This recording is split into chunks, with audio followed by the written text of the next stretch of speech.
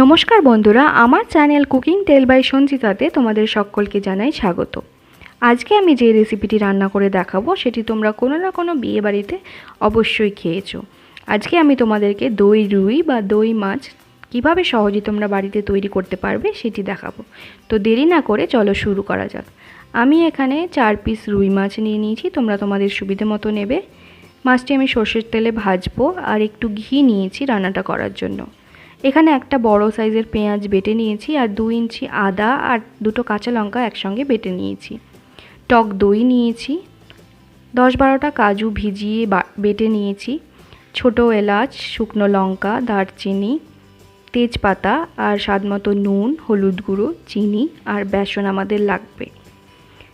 तो रान्नाटा शुरू करार आगे आमी माछटाके मैरिनेट करे निচ্ছি। एखाने आमी स्वादमतो नुन और एकटूखानी हलुद दिए भालोभाबे माछेर संगे माखिए 20 मिनिटेर जोन्नो रेखे देब। हलुदटा एकदमई कम दिएছি कारण ग्रेविटा एकटू सादा सादा होबे, तोमराओ हलुदटा कमই दिओ। दইয়ের মধ্যে আমি स्वादमतो নুন, চিনি और 2 চা চামচ মতো বেসন দিয়ে ভালোভাবে মিক্স করে রেখে দেব। দইয়ের মধ্যে বেসনটা দিলে একটু থিকনেস আসবে আর দই ফেটে যাওয়ার কোনো চান্স থাকবে না। এবার আমি মাছটা ভেজে নেব। কড়াইতে আমি সরষের তেল দিয়ে দিলাম। সরষের তেলটা গরম হয়ে গেছে, এবার আমি এর মধ্যে একে একে মাছ দিয়ে দেব। মাছটা দুই দিকই ভালোভাবে লাল করে ভাজতে হবে। মাছটা লাল করে ভাজলে টেস্টটা খুব ভালো হয়।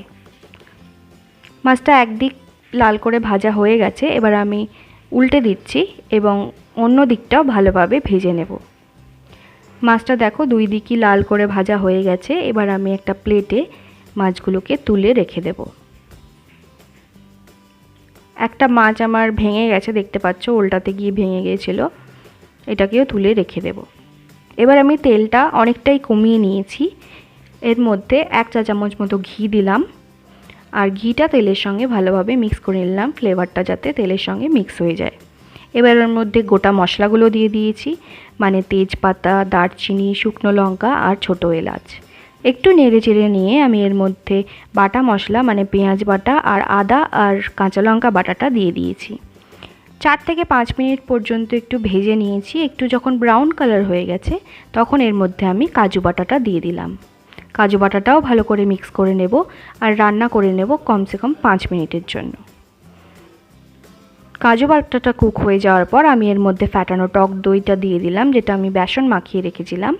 টক দইয়ের মধ্যে বেসন মাখিয়ে রাখলে দইটা কোনোভাবেই যখন তোমরা গরম কড়াইতে দেবে সেটা কখনোই ফেটে যাবে না। তাই জন্য তোমরা দইয়ের সঙ্গে একটুখানি 1 চামচ বেসন বা 1 চামচ কর্নফ্লাওয়ার মিক্স করে যদি দাও কড়াইতে, তাহলে কখনোই সেটা কেটে যাবে না, কোনো কেটে যাওয়ার চান্স থাকবে না। তোমরা ট্রাই করতে পারো এই টিপটা আর আমাকে অবশ্যই লিখে জানিও যে এই টিপটা তোমাদের কেমন লাগলো আর কাজে আসলো কিনা। আমি হাফ গ্লাস মতো জল দিয়ে দিয়েছি। ভালো করে মিক্স করে আমি এর মধ্যে স্বাদমতো নুন দিয়ে দিলাম গ্রেভিটার মধ্যে। এবার আমি গ্রেভিটাকে ফুটতে দেব। গ্রেভিটা অনেকটাই ফুটে এসছে আর একটু থিক হয়ে এসছে। এবার আমি এর মধ্যে ভাজা মাছগুলো দিয়ে দেব। আমি ভাঙা মাছটা এখানে দিচ্ছি না। মাছটাকে ভালো করে এপাশ ওপাশ ভালোভাবে গ্রেভির মধ্যে মাখিয়ে নিয়ে আমি 2 মিনিটের জন্য ঢাকা দিয়ে দেব। 2 মিনিট পরে গ্যাসটা অফ করে দিয়েছি আর আমাদের জন্য গরম গরম দই রুই বা দই মাছ একদম তৈরি হয়ে গেছে। তোমরা যদি রুই মাছ না পাও তো কাতলা মাছেও এই রান্নাটা খুবই ভালো হয়। অবশ্যই একবার ট্রাই করো আর আমাকে ডিএম করো ইনস্টাগ্রাম বা ফেসবুক পেজে ছবি সহ ফিডব্যাক দিও। লিংক ডেসক্রিপশনে দেওয়া আছে, আমাকে অবশ্যই ফলো করো।